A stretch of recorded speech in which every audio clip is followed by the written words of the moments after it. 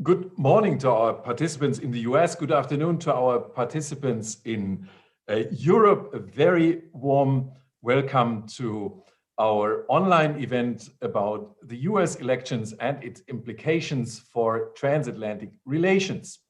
My name is Paul Linnertz. I'm head of the office of the Konrad-Adenauer-Stiftung for the US, based in Washington, DC.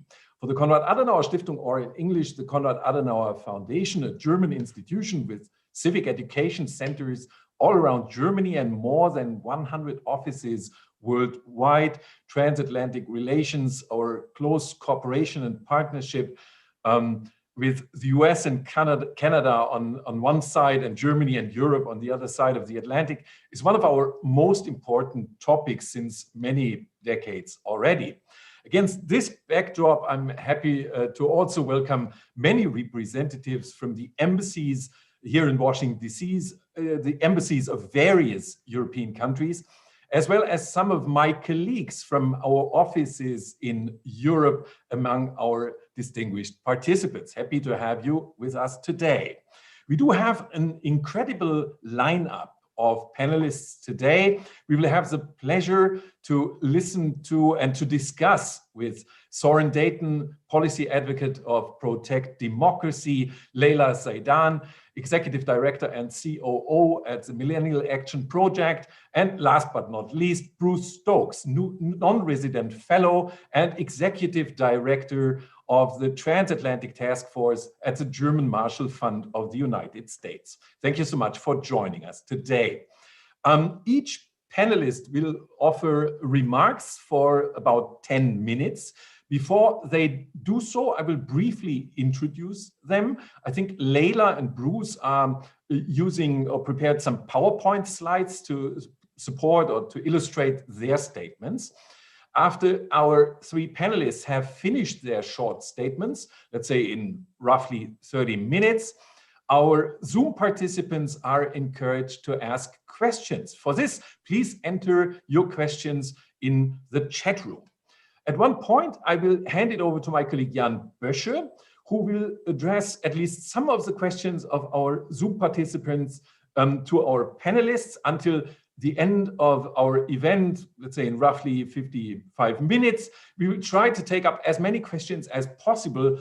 Please bear with us, though, if we cannot answer all your questions in the short time available. Let's kick it off with Soren. Soren Dayton has extensive experience in American campaign politics. He's currently a senior policy advocate at Protect Democracy here in Washington, D.C., which is a non-partisan organization. Before joining Protect Democracy, Soren was a senior vice president at Hill Knowlton Strategies. He also worked on Senator McCain, John McCain's campaign for president, and for Nick Smith, a Republican representative of Michigan, and a rule of law development NGO in India, I might add. Soren also worked with a number of Republican electoral and party political campaigns, including for the US Senate and for chairman of the Republican National Committee. He is on the board of advisors of Tech Congress and was a Penn Campbell Fellow at the National Endowment for Democracy. Soren, thanks for being with us today. Again, I should say, I still fondly remember having you for one of our online events in September. On that occasion, I asked you to kindly explain to our transatlantic audience, how is voting by mail organized in the US? What role and powers do the US states have in this process? Who is on the ballot, actually? What is the Electoral College and what role does it play? Among many other very important aspects of the electoral process in the US. Later today, we will hear from Leila more about the voter demographic factors that led to the outcome of the election and the massive voter turnout for Joe Biden, but also, I might add, for Donald Trump. Bruce Stokes will focus on voter attitudes regarding international issues and the implications for transatlantic relations. Starting with you, though, Soren, as an attempt to kind of paved the ground in a way, 15 days after the election. And although we do not know everything yet, many votes are still being counted, or in some states, the votes are still being counted. What was kind of predictable from your point of view, Senate, House, Electoral College, swing states, and what really came as a surprise to you on this election day? Sorry. Thank you. Thank you, Paul, for having me, and thank you to the Konrad-Adenauer-Stiftung. I would say a couple of things were surprises. The first was that it was such a smooth election. I mean, when I was with you in September, I talked about all the administrative challenges, and for the most part, well, in March, when the country started to shut down in the COVID pandemic, a number of people involved in election administration were really giving nightmares about things, and basically the system worked, and the system worked under the enormous stress of the pandemic and the enormous turnout that I'll mention some and that Layla is going to speak about more. So that's the first thing. The second thing is that the election, in spite of Donald Trump losing, really came out as a tie in some sense, and I think that is going to be a dynamic that I'm sure Bruce will be speaking to, but is really gonna make the transatlantic relationship and governing the United States a real challenge in the next couple of years. But let me work through some of what I mean. So at the presidential level, as Paul indicated, the election is determined by the winner of the Electoral College. Last week, we got the final votes coming in the Electoral College, and there are some recounts. But in the end, the President Trump is lost. Joe Biden got 306 electoral votes, and the real shifts to the map from the previous year was the Rust Belt states in the Midwest, which are sort of formerly or still substantially industrial areas, but are sort of undergoing the same shifts that are taking place around the world in those sorts of areas. Then at the same time, in the southern United States, in both the Southeast and the Southwest, you have Georgia, a formerly very solid Republican state, at least for the last 30 some years, that has gone Democratic for the first time. In Arizona, in the Southwest, both of those driven, albeit somewhat differently, by demographic changes that I think Layla is going to be speaking to. So you see both a sort of economic and demographic story taking place. But at the same time, and many polls predicted Republicans would in some ways get blown out of the water or would take substantial losses in the U.S. House, in the U.S. Senate, and presumably in state legislatures and other down ballot races. And that did not happen. And that's really, in some ways, the other important story that's going to condition where American government goes. So in the Senate, it looks like Republicans currently have lost one seat. But there's going to be a runoff or two runoffs in Georgia on January 5th for two Senate seats. One is a senator left office last year, and so Kelly Loeffler will be facing off against Raphael Warnock. Kelly Loeffler was appointed to the U.S. Senate last year, and Senator Perdue is going to be running against Jon Ossoff. And these are going to be very tightly contested races that will determine the control of the U.S. Senate. So if Democrats win both races, the U.S. Senate will be 50-50, and with the tie-breaking vote of Kamala Harris, because the vice president also serves as the president of the Senate, that would determine the control by a single vote of the U.S. Senate. So in the Democrats' best case, they have the narrowest possible majority in the U.S. Senate. In, I think everyone agrees, the more plausible case, Republicans will control the U.S. Senate. And that's the first sense in which I mean it's a tie.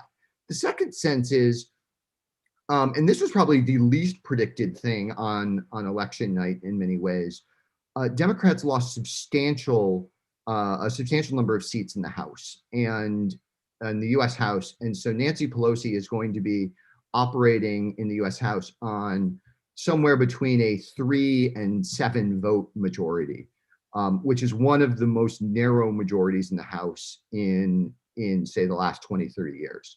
And that is going to make, again, governing very hard. All partisan votes are going to be at risk of losing just a couple of members. And so there's a real chance of gridlock. Then when you go even farther down the ballot, because an American election has a ballot with, I think I mentioned last time in Texas, often 100 different races and questions on the ballot. As you go farther down into the state legislatures, Republicans actually picked up state legislatures, and that's going to have some long-term consequences that I'll speak to in a little bit. There have been some bumps getting to the final results. We will find out today if President Trump asks for a recount in Wisconsin. He has said he would, but it's going to cost him $8 million. And we'll, by the end of the day, we'll know if that continues. There is a recount taking place in Georgia, which was very close. I think it's now 12,000 vote difference. Last night in Michigan, and I'm going to go very local into the weeds. Last night in Michigan, in Wayne County, which is the county in which Detroit, Michigan sits, the county canvassing board at about 5 p.m. Washington time deadlocked on a vote to certify the results. The Republicans were unwilling to certify the results from the Detroit part of Wayne County. That could have precipitated a crisis, but about 2.5 hours later, they reversed their position, and certifying votes is going forward. There was a trade that we don't really need to get into, but all of this is to say that the deal is not done in some sense, right? There's still quite a lot to see, and of course, I mentioned the runoff. It's a little early to know what happened on the demographic level. Layla will get into that, but there were a couple of things that I want to flag quickly. This was the largest non-white vote for Republicans since 1960, and that is an extraordinary statement. And that had real serious implications in Florida, where had it not been for Cubans and Venezuelans in the Miami area, and in Texas, really more working class Latinos on the border, Democrats could have won both of those states, and that's quite remarkable. And it's got some real interesting questions about the future of the Republican Party, and that's really where I want to end this. One question is, what is the future of the Republican Party? Because for the last 4 years, and I, as Paul indicated, I'm sort of a McCain Republican, and to put my cards on the table, I was one of the McCain alumni for Biden, so hardly a Trump supporter in that context.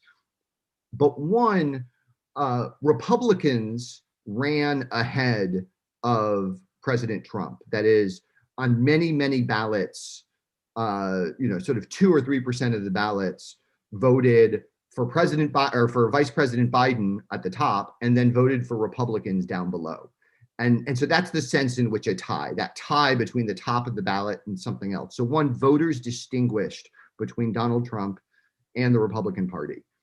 However, Donald Trump is not going away, and he is the strongest voice in the Republican Party. There's rumors, there was reporting that he is actively considering running for president in 2024. And so both his particular voice and his style of politics could continue to shape the Republican Party for the next couple of years, which will have all sorts of consequences for transatlantic relations. Third, I mentioned the state legislative elections, and this is really critical because in 2010, 2020, in numbers with a 10 in them, those legislatures those elections determine the composition of the state legislatures, which produce the new reapportionment maps. And there is a very real possibility between the typical wave elections that take place after a president is elected and Republican abilities to slightly tweak the maps in their favor post-election, the Republicans could pick up another 5 or 10 seats in the US House, which could pass control to Republicans. So even if Democrats were to take the Senate in the next election, which is possible, there is a real chance Republicans take the House again, which will continue divided government. And so this is really where I come to the tie point. This is not going away, right? America is a deeply, deeply divided country. Both parties are having massive internal debates about who they want to be and who they can be. The Republican Party, in some ways, the future of the Republican Party is even more complicated and uncertain because the question of where does President Trump go? And so we're just going to have to wait and see what politics plays out in the next couple of years and in the real tension and gridlock of government. I'm going to stop there, pass it off to Paul and Bruce. Thank you. Yeah, thank you so much, Soren. That was already a lot of food for thought, but let's move on to Leila now. Leila Zaidan is the Executive Director and Chief Operating Officer at Millennial Action Project, a nonpartisan organization also based here in Washington, D.C. Previously, Leila served as the Managing Director for Generation Progress, where she led integrated communications, policy, and advocacy efforts around solutions to the challenges facing today's youth. She helped launch and manage the It's On Us campaign in partnership with the White House in 2014 and launched the Higher Ed No Debt campaign in 2013.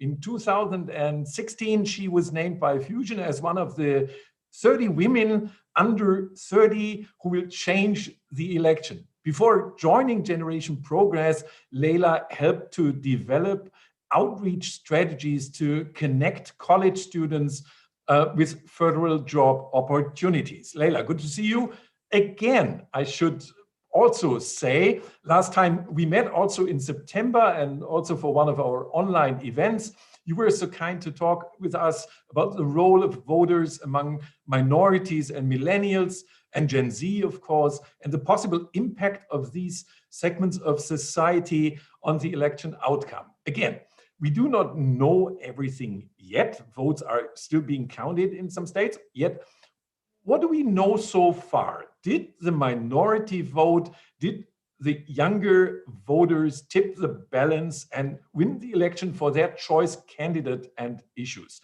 Leila, floor is yours. Wonderful. Well, thank you so much for having me again. It's a pleasure to be back here. I have a few slides that I'm going to share just to help illustrate some of the points. So let's see if I can, in true millennial style, figure this out quickly and without any issues. All right, I think everybody should be able to see my screen right now. So again, my name is Leila Zaidan. I will be talking about a few different things in relation to the election today. And I think my perspective as Executive Director and COO of Millennial Action Project helps give us some unique insight into the intersection of where changing demographics in this country and political polarization have created the situation that we find ourselves in today. And just as quick context, our organization works to bridge the partisan divide by engaging young elected officials, both in Congress and in state legislatures, by creating a space for them to unite around the issues that are going to impact this generation. And so to kick it off, the conversation that I want to have today is really about how can we, what do we know from this election? And there's three things really, right? One, historic turnout. We know that so far there's more than 152 million votes have been cast in this election. That's the largest election by sheer number of votes ever in the United States, by proportion of the electorate, the largest in over 100 years. We also know that young people were a big part of that. Increased youth engagement, both in early vote and day of voting, led to a lot of the results and certainly propelled Biden to his win. And despite, this kind of coalescing around Election Day, around probably the most fraught election, I would say, that I've lived through, polarization remains pretty high. Things have gotten bad, but that's not the last point I'm going to leave you with. There is hope, and I think there is a way forward. And so we'll end with that. I think there's a lot to be hopeful about, both for civic engagement and for democracy itself. And Soren actually alluded to a couple of those celebrations that we should be paying attention to right now. But first, let's focus on millennials and Gen Z. So millennials and Gen Z are the most diverse generation in this country. Of course, most of us know that. Only about 57% of the generation identifies as white. The remainder are Latino, Black, Native American, multiracial. And I think that has a lot of implications on how we think about engaging across difference. For many of these young people, we have natively had to be comfortable and engage with and identify with people who might look or sound or come from a different background than our own. And I think that on its face, this idea of diversity and the changing demographics of the country are important, not just in how those demographics assert themselves at the ballot box, and we'll talk a little bit about this later. Demographics are not party affiliations, and we shouldn't be treating them as such. But I think it also has implications for how we relate to one another. I'll jump quickly to the next slide where I think you can, I have a chart here pulled from Circle at Tufts University, which does some great research on youth voting. And you see here how much young people of color really did lead to the Biden-Harris victory. Among Black youth, an incredible 87%, overwhelming support for the president-elect.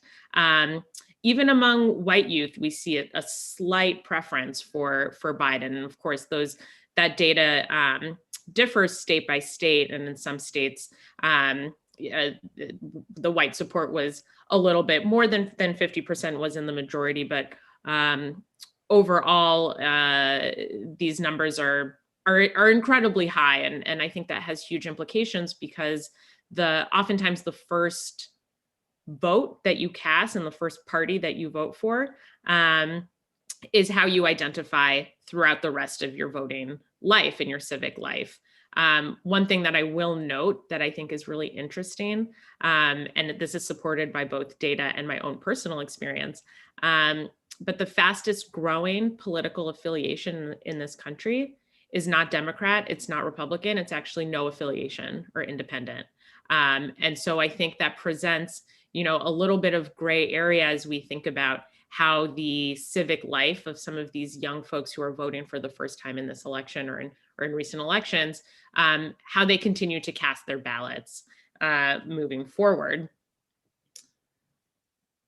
And, Soren mentioned this, again, diversity and demographics don't equal destiny or don't equal Democrat even.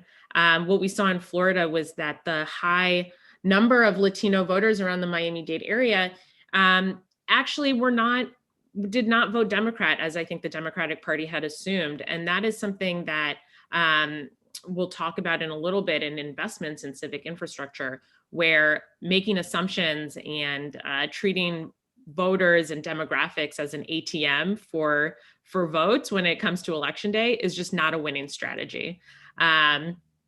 You see here the quick snapshot of where the youth electorate is. And I think, again, important to note how preferences are shaking out now, but it is not a guaranteed unless we continue to invest in that infrastructure and in that engagement to make sure that we're turning out young voters, and political parties need to take note of that as well.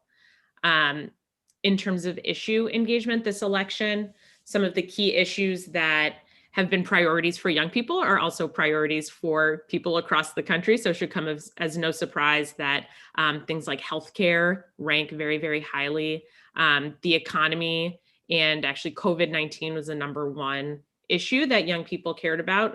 Obviously, incredibly damaging pandemic that for young people who are just starting their lives, starting their careers, puts that that coming of age on ice, puts it on hold in a lot more of a dramatic way than perhaps their older counterparts who have more ability, have more cushion to fall back on. And the other thing that I'll say is when we talk about young people, we often note their lack of engagement in civics and their lack of voting. And one thing that the COVID-19 pandemic has done or did for young people is it made them more aware of the role of public policy in their everyday lives and the role of politics in their lives. And so for a generation who has identified this as the driving factor, a generation that has been awakened to how decisions and political decision making actually leads to good or bad outcomes in their lives, this was an incredibly important election for actually vocalizing that at the ballot box. And again, just this idea that young voters, especially as compared to older voters, have much less trust in institutions.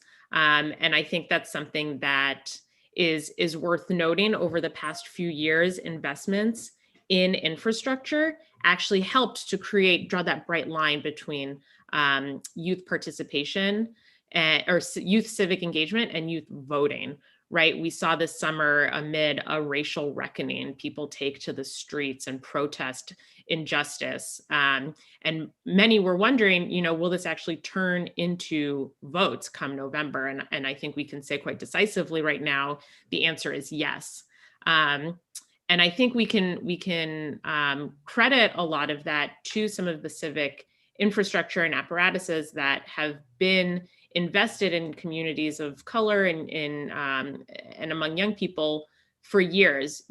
Elections are like step 7 in a multi-step process to build power among generations, among groups, and I think that especially not knowing that global pandemic was going to hit and they wouldn't be able to host in-person events, having had that investment early on was quite important for actually turning young people out.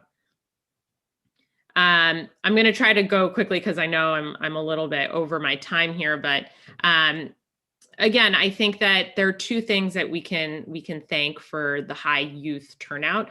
Soren mentioned one of them already, and that's the expansions to COVID-safe voting practices, emergency enhancements to things like vote at home, to safely voting day of, to how to vote early. It made this the largest modern U.S. election, and I think that of course, there's a lot of things taking our attention right now when it comes to the election, but we shouldn't forget to take a victory lap around how much the system actually did work. I'll also point that many of the legislation passed to enable this actually was bipartisan, despite some of the rhetoric now. Again,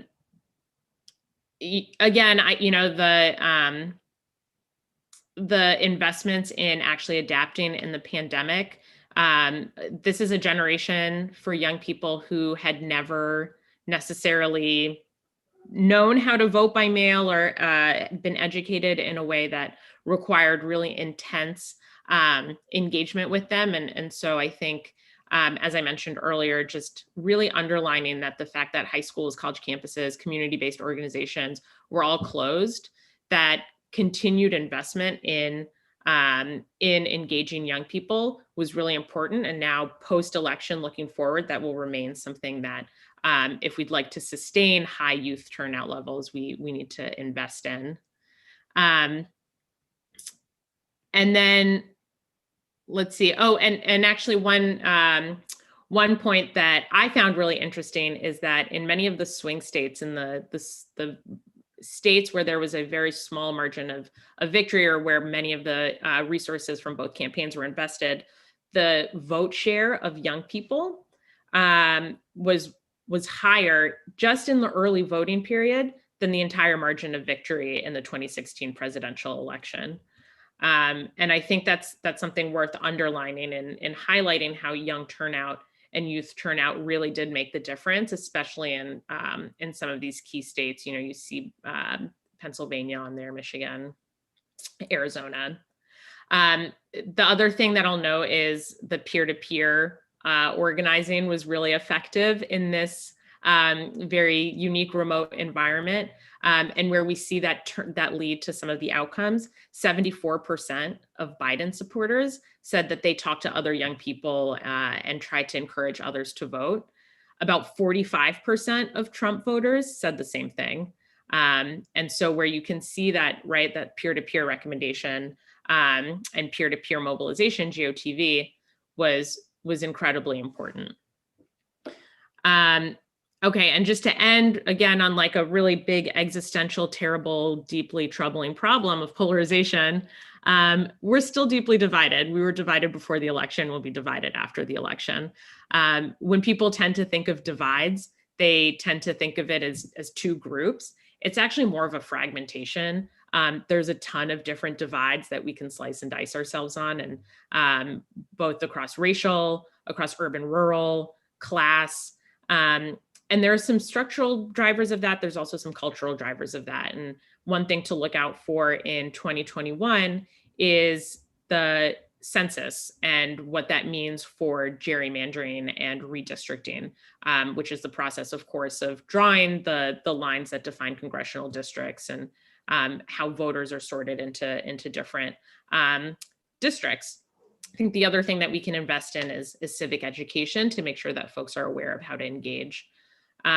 Culturally, of course, media silos and where people are getting their news from is leading to and perpetuating some of these alternate universes where we're having trouble bridging and connecting with each other.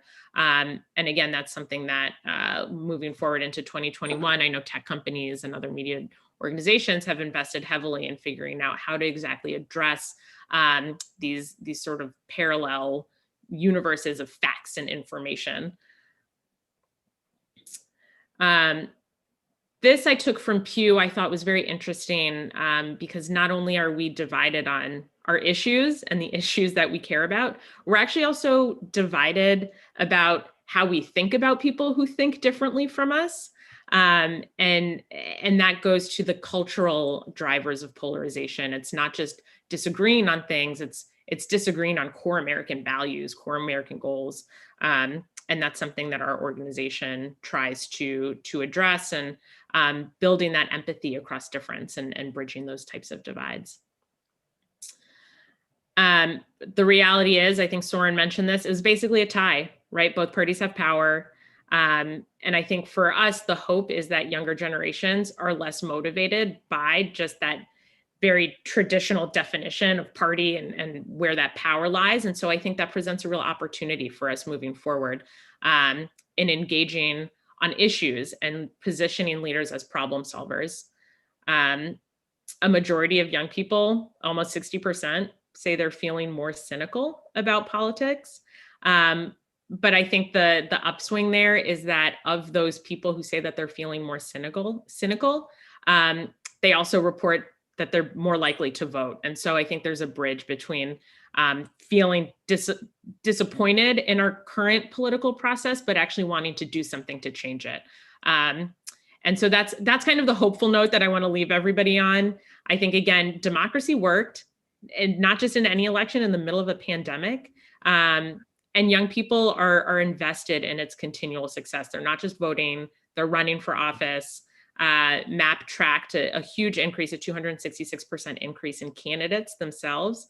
And if this doesn't make you excited, this is all of the young people stepping into congressional seats in 2021. The yellow dots are where young people live, and the purple pinpoints are where they actually ran for office. And so this makes me hopeful. I think that despite the problem, there are very clear avenues forward. And I know I've gone like super over my time, so I'll stop now, but I'll take questions at the end.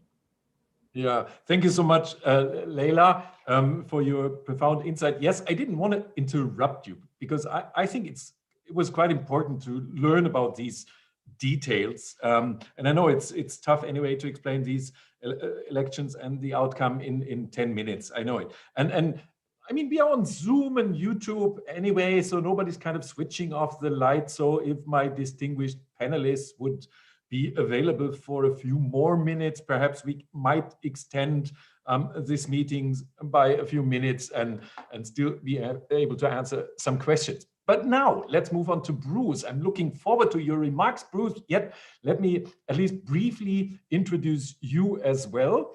Bruce is a non-resident fellow and the executive director of the Transatlantic Task Force at the German Marshall Fund of the United States. Previously, he was the director of the Global Economic Attitudes Project at the Pew Research Center in Washington, D.C.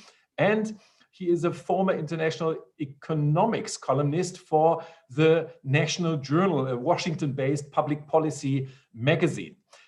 Bruce is also a former senior fellow at the Council on Foreign Relations. Bruce was the author of the 2009 Transatlantic Trends Survey and 2 task force reports. The one was the case for renewing transatlantic capitalism, and the second one, a new era for transatlantic trade leadership. In 2004, he was chosen by the magazine International Economy as one of the most influential China watchers in the US press.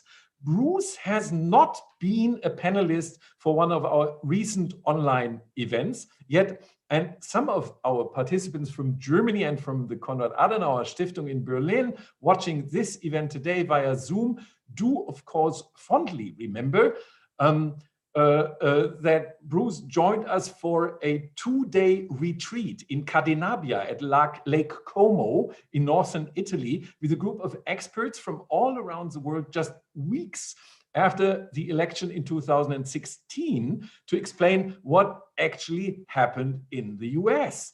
That was not our last encounter, of course, but a quite remarkable one after Donald Trump's, at least to most of us, very surprising victory 4 years ago. And here you are again, Bruce, really appreciate it.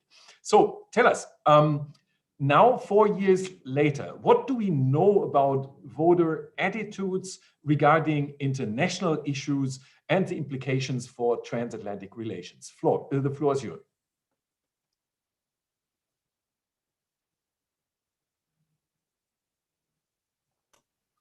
Thank you so much, and it's a pleasure to be with you and with Soren and Layla, and I look forward to the conversation we're going to have with our listeners about some of these things.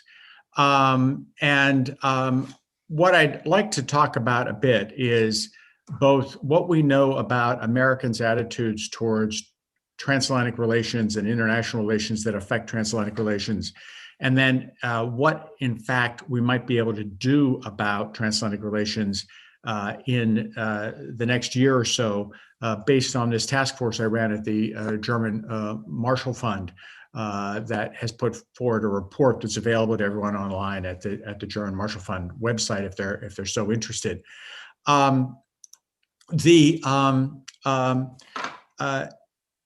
The exit polling data that's done every year at American elections, unfortunately, does not ask questions about international relations. So what I'm going to share with you are some attitudinal data we have prior to the election. But I think it gives you a sense of the mood of the American public today and going forward. First off, I think one of the things that I try to emphasize to all international audiences is the attitude of the Trump administration reflected the attitude of Trump voters. 80% of Republicans in the United States say that other countries try to take advantage of the United States. This was certainly a motif of the Trump administration. It's interesting. Only 28% of Democrats say the same thing and fear being taken advantage of by foreigners. So it does seem to me that the expectation that President Biden will re-engage internationally will have the support of his voters, but we should remind ourselves it will also face resistance from the 47% or so of the voters in the 2020 election who voted for Donald Trump. These are a series of questions asked by the Pew Research Center earlier this year. And what's interesting on a whole set of questions about international engagement and international cooperation, you can see that there was strong support by Democrats for such an effort. And again, Biden will have support for engaging at the UN and the WHO and in other ways with Europe and the rest of the world. Will face resistance, though, from Republicans who do not believe in international cooperation. In particular, this is a Chicago Council on Global Affairs survey that was done this year. What I find interesting is that by 3-1, Democrats in that survey said that we should sign more free trade agreements with other countries. By 3-1, they said that we should do more to defend our allies' security. And by 3-1, they were against placing tariffs against other countries' goods.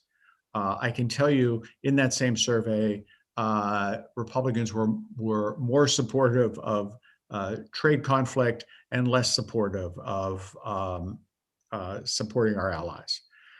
NATO is obviously a huge issue in transatlantic relations. The current President Trump has been very critical of NATO, threatened to pull out of it. As you can see, there is a partisan difference in attitudes towards NATO that goes back a long way in the United States. I think the interesting thing to see as we go forward in a Biden administration will be, as you can see, the Democrats' support for NATO was in the majority, going back more than a decade, but it was in the mid to upper 50 percentiles.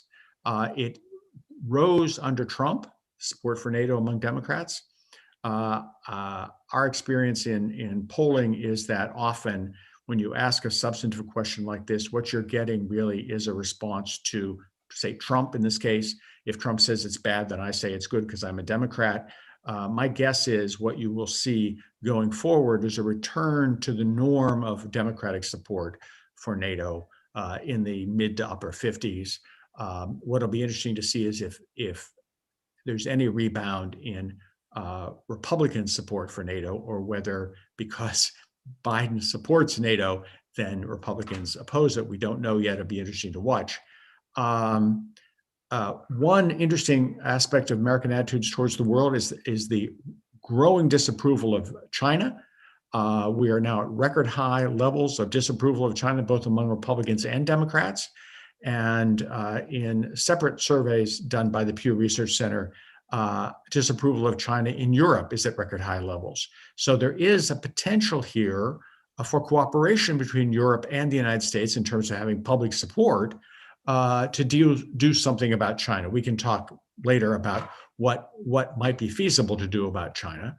But when asked some specific questions about what to do about China among Americans, what I found interesting was that Democrats, for example, say it is more important to get tough than to build a strong relationship with China on economic issues. Only 33% of Democrats say that. So Democrats are more likely to be wary of worsening the economic relationship with China, whereas their Republican counterparts supported the president's get tough approach.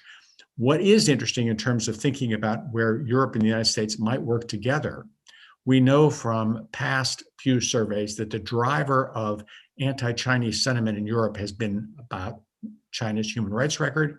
As you can note, there is broad bipartisan support in the United States to be tougher on China on human rights. So that may give us an opportunity, kind of a roadmap of how we could cooperate.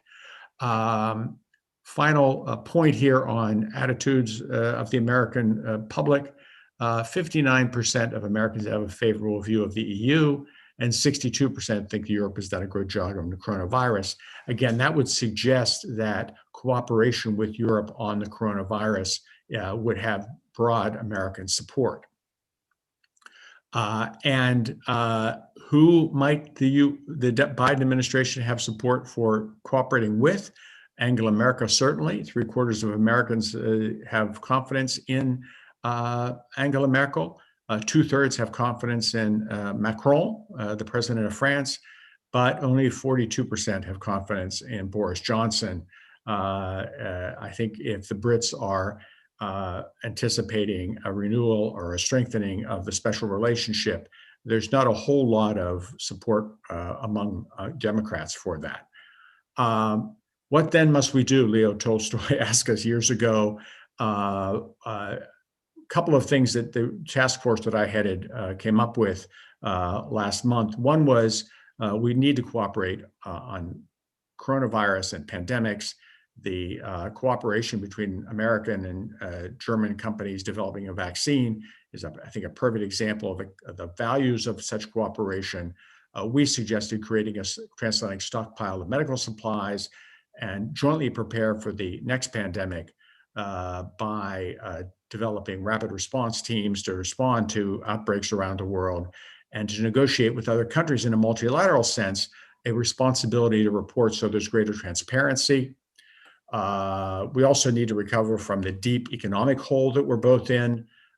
We strongly urged a coordination of economic recovery efforts as we did in the wake of the financial crisis in 2008. This requires both Europe and the United States to spend more money than we're now planning to spend. And as many of the listeners will know, even the money we say we want to spend is tied up in the Congress and the European Parliament. We need to get off that dime and begin to feed the economy with some fiscal stimulus because we should not forget that the failure, especially in the United States, to spend enough money up front at the beginning of the financial crisis in 2008 led to the slowest economic recovery in American modern history. And Europe paid a price for that. And so I think we need to work together as we dare ourselves out of this economic hole. And there are some immediate issues we need to address.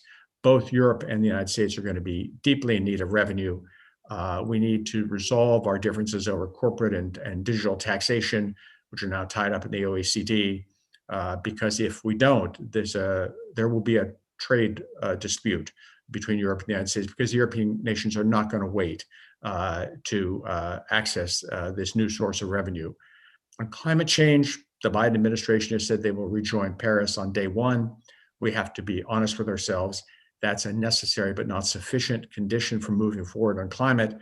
We both need to up our commitments on climate. This is going to be particularly difficult in the American context because this will require, in some cases, support by Congress. And it's not at all clear that a Republicanly controlled Senate or a Democratic controlled House, but a bare just a majority in the House will go forward with the kind of far-reaching climate change-related initiatives that may be necessary to slow climate change. And similarly, we need to build climate resilience into our economic recovery. That costs money. And again, the ability of the Biden administration to get a big package passed through Congress, I think, is going to be severely in question, in part because it requires raising new revenue. And the likely chairman of the Budget Committee in the U.S. Senate, Senator Graham of South Carolina, has already said that he's now wants to worry more about budget deficits than he did under Trump. And that's a signal, I think, that it will be very difficult to raise revenue or spend more money in a Republican-controlled Senate. On China, there are, as I said, opportunities to work together on things like human rights. We recommended that we also agree across the Atlantic to have as a founding principle of our concern in dealing with China reciprocity, that we need to be more united in confronting Beijing about reciprocity on economic relations. And we actually suggest that the Borrell proposal of a dialogue between the External Action Service and the State Department of China be elevated to the vice presidential level to give it more political clout. We need to work together on technology. I think we can no longer compete with China individually. If you want to compete with China, you need money, you need brain power, and you need a market size.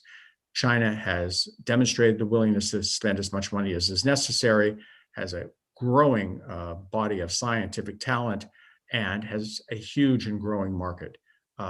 Neither the United States nor Europe can compete individually with China. We need to work together on this. Finally, on security, we suggest we get off this debate about 2% and who spends 2% on defense. In the wake of the financial crisis, Europeans actually spent less on defense. The United States is likely to spend less on defense. And we need to focus on modernization, on R&D in military technology. And finally, we need to have an early dialogue with Europe, between Europe and the United States, on how we approach Moscow and how we approach Tehran. We need to re-engage with both, but we have to do this jointly and on an agreed set of goals before we actually try to rejoin the JCPOA with Iran or re-engage with Russia. So thank you for that, and I'm happy to turn this back over so we can have some questions and discussion. Yes, Bruce, thank you so much as well. I mean, there was a lot of information in your PowerPoint slides, but since we'll have that online webinar or that online event on YouTube, people can watch it as often as they want and learn about your splendid PowerPoint presentation and your information. I really appreciate it. I would now like to hand it over to my colleague Jan Bösche, who is following the chat room. Jan, any questions from your side or from our distinguished participants? Yes, perhaps we can start with one question about the Biden administration's position with the Congress, and it was explained Congress very deadlocked, perhaps, not an all-democratic majority there. So how much will the Biden administration be influenced and constrained, perhaps, by that, and especially by American public opinion and domestic politics regarding an international opening, redefinition, the cooperation with Europe, for instance? Bruce, would you like to go ahead? Well, I think we know from past public opinion that in principle, Americans support engagement. And some of that data that we had before showed that if you ask a principled question to the American public, you'll get a principled answer. The devil is always in the details. And I think that on those issues that require either more spending by the United States, that possibly even require more regulation by the United States. This is particularly the case in climate change. I think that it's going to be very difficult to get the kind of forward-leaning proposals that progressive Democrats want, and certainly Europeans who are worried about climate want. I think on trade, I'm convinced, based on both the data, but also the experience of the first term of the Obama administration, and also in talking to Biden advisors, there is no stomach for a bilateral initiative with Europe on trade. What energies are put into trade will be in trying to fix the WTO. And I must warn our European counterparts, who I know put a high value in that what the Biden people have said to me is, we're going to try, but we aren't sure it's going to work. And so I think there's already a very cynical, maybe, or a very pragmatic approach to the WTO, even in terms of what can be accomplished. Anything to add from your side, Soren or Leila? I would say that there's going to both Biden and in particular Senate Republicans are going to have to pick a couple of issues to cooperate on, and I really have trouble seeing the sorts of sort of international and trade issues and climate being at the top of that list. Right? There'll be a bunch of I mean, obviously, COVID, a form of COVID relief will be front and center. And we've certainly seen in the past a willingness to work on a bipartisan basis, although every day is different in Washington. And you could see other issues also be at the top of that list. People have discussed infrastructure and things like that, in some ways connecting to COVID, but deeper, harder issues that cut across partisan divides are going to be much harder in this environment. Yeah. I'll just add very quickly, I think the folks to watch are the moderate Dems and the moderate Republicans. Depending on what happens in Georgia, it gives enormous power to either the Susan Collins, Murkowski, Mitt Romneys of the world, or alternatively, kind of the Kristen Sinemas out of Arizona, Joe Manchin, West Virginia, in terms of actually really setting the line for how much Joe Biden can achieve, or how little, where they want the ceiling to be. Okay, thank you so much. Jan, any additional question from your side? Yeah, there's another question regarding this one poll about NATO and how Democrats and Republicans see that. There was a sense always that there's a bipartisan approval of this NATO relationship. If that's still the case, can the Europeans hope that after Trump, post-Trump, perhaps there will be a new interest in NATO, or is this now a partisan issue like so many other issues? Well, there was in those survey data that Pew's done now for more than a decade, there is a partisan divide. I mean, it's not significant. It's not huge. It's not along the lines of some of the partisan divides on other issues, which are 20, 30, 40 points. So I do think it's going to be interesting to see if whether the Democratic support for NATO goes back to where it's kind of normally going to be, has been in the past, mid-50s, and whether the Republican support for NATO, which is below that, whether it goes further down because Trump's no longer in power, or it goes back up a little bit because you don't have Trump beating up on NATO on a daily basis. One thing I think we should remind, though, our European listeners is that when we ask the American public, would you be willing to help defend your NATO allies if Russia attacks one of them, which is basically the Article 5 commitment under NATO? A majority of Americans consistently say yes to that. Now, it's a theoretical question. It's not, would you send your son tomorrow to do it, which would probably drive down the number a bit. But the point is, if the fundamental principle of NATO is joint defense, Americans are much more supportive of that than, say, the Germans are, and some other Europeans, where you have less than half the population say they'd be willing to go to the defense of a NATO ally if they were attacked by Russia. So again, it's the support is there in the United States on that fundamental principle.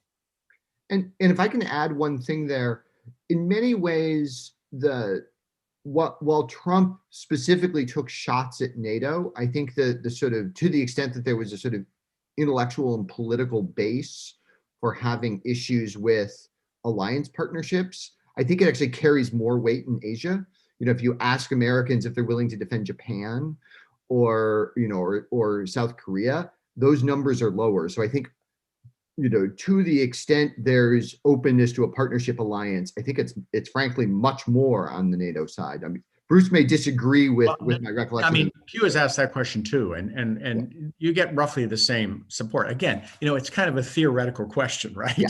Nobody's saying we're going to do it tomorrow, but at least again, you ask Americans a principled question, you get a principled answer. It's just, the more specific it gets, the more squirrely the answers get. Thank you so much. We are running out of time, but if I may, there is one more question I'd like to perhaps ask to all our panelists, and it's about Pfizer and BioNTech.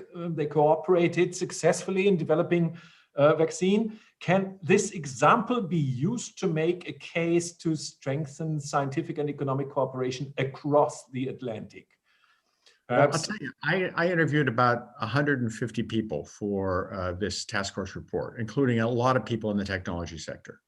And what struck me, and I think this is both encouraging and troubling, we recommend in the report that on emerging technologies like biopharmaceuticals, but also in robotics and quantum computing, et cetera, that the US and Europe do more cooperative, pre-competitive research and development.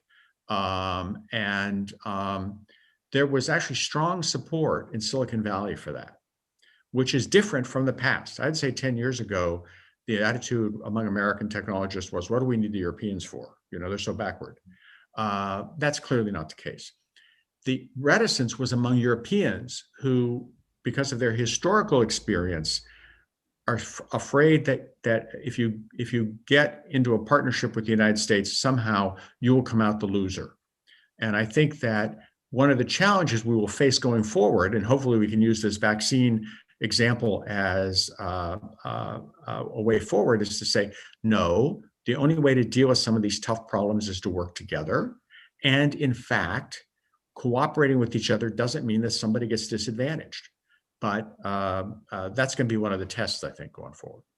Mm-hmm. Perhaps if I may, Leila, perhaps I can kind of rephrase that question in order to focus a little bit more on the millennials and young generation. I mean, the most, at least from my point of view, one of the most important aspects from the election outcome and the incredible voter turnout, also among young people or younger people, is these are the people who are going to sit in Washington in 10 years' time. I mean, these are the people who are working in Congress. These are staffers working in ministries, experts. Do you see, let's say, getting back to that example on cooperation when it comes to the vaccine, corona vaccine, do you see, let's say, a growing, still strong interest in, let's say, transatlantic cooperation among young people, or is it all about China? Yeah, I mean, it's a great question. I would point to one of the slides that I shared that indicated that a top issue across the generation, across political parties, is climate change. And I think that's a great example of where cooperation across the Atlantic is not just, something that could be nice, but it's actually imperative to collective success. And so in addition to those folks being in the meeting, seeing the environmental climate data, seeing how that leads to infrastructure, resiliency, jobs, also having that connected to this broader ideal of how cooperation leads to better outcomes and leads to the only way that we can create a good outcome, is something that I think we've talked about in partisan lenses before, right? That Democrats care about this kind of an issue. It's actually something 77% of young Republicans care about as well. And so I'm seeing, as a generational shift, a real focus on this type of cooperation, on innovation, and on solving big problems that don't stop at our nation's borders, but are truly collective problems that need collective solutions. Thank you so much. Soren, some final words from your side? Well, I just want to give an example to go along with Leila's point. Perhaps in the US Congress, one of the most outspoken Republicans on climate change is Matt Gaetz, who's one of the most conservative, one of the most vocally sort of over the top pro-Trump voices. But he puts climate change really at the front, or close to the front of his agenda. And he is early 30s. I think he may be, maybe Leila, no offense, he would be the youngest person on this call if he were here, perhaps, right? I mean, but there really is a generational change taking place, and that's something that shouldn't be discounted on issues like that. And frankly, that doesn't stop at climate change. That continues on a whole set of issues. And one of the dilemmas for the Republican Party, I ended my comments with questions about its future, is how it balances the political concerns of an older set of voters with the generational change that's coming at it. And we're going to have to find out. That's what politicians are here for, to answer those questions. Thank you so much. Yes, as I mentioned before, unfortunately, we are running out of time. I very much hope for your understanding if we have not been able to answer all your questions due to our time constraints. Before we leave, I would like to express my sincere gratitude, though, to our three panelists, Soren Dayton, Leila Seydan, and of course, Bruce Stokes, for your time, for your invaluable contributions, and your very interesting remarks and presentations. I think we have all learned a lot during the last, let's say, 60 plus minutes. Thank you also to our participants for your attention and your questions. Be sure we will meet again online. Transatlantic relations need our commitment and will keep us busy, as we've learned today, I'm sure. For now, from Washington, D.C., goodbye and stay safe.